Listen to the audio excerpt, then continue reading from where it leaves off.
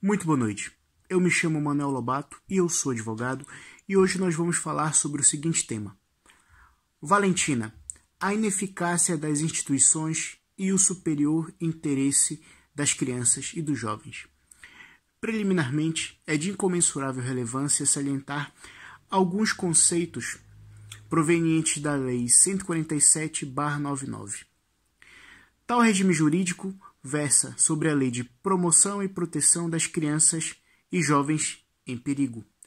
A finalidade principal desta lei é justamente aplicar medidas de promoção e proteção a fim de que determinada criança ou jovem seja afastada do perigo. Com efeito, os princípios basilares para a aplicação dessas medidas de promoção e proteção são a atualidade, ou seja, as medidas devem ser aplicadas no momento dos factos e devem ser proporcionais, ou seja, adequadas às exigências do caso concreto. Pois bem, quando se é recebida alguma denúncia de que um jovem ou uma criança esteja em situação de perigo, o órgão responsável para realizar as investigações preliminares a fim de que possa detectar essa situação de perigo ou não é a CPCJ. A CPCJ pode aplicar as medidas de promoção e proteção em duas circunstâncias. A primeira é quando há concordância dos progenitores da criança ou do jovem. E a segunda possibilidade é quando o perigo é manifesto ou o perigo é iminente. Então, a CPCJ tem competência e legitimidade para adotar uma medida de urgência, a fim de que o perigo possa cessar de imediato e assim salvaguardar a vida e a integridade física e psicológica dos menores.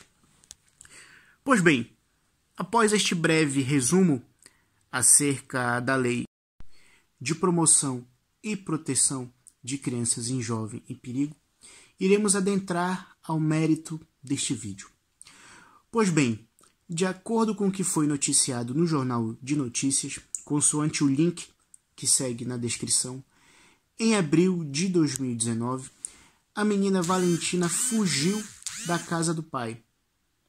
Ora bem, após ela fugir da casa do pai, ela foi encontrada pelas autoridades e assim foi iniciado o procedimento perante a CPCJ.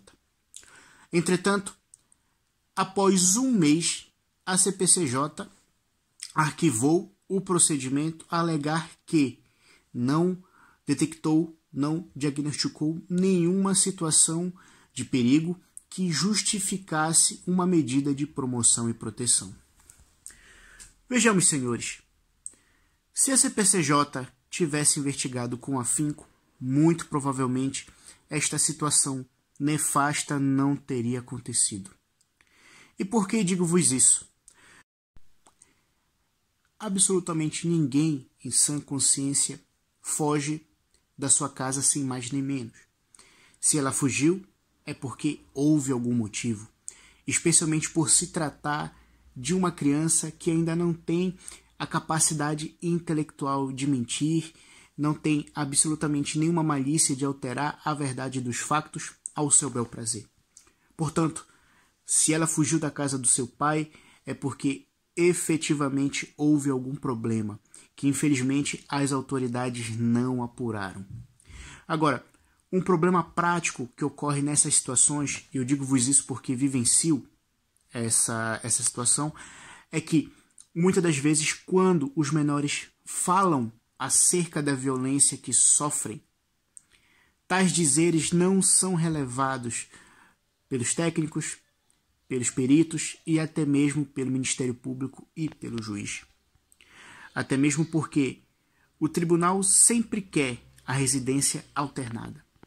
Sempre opta pela residência alternada.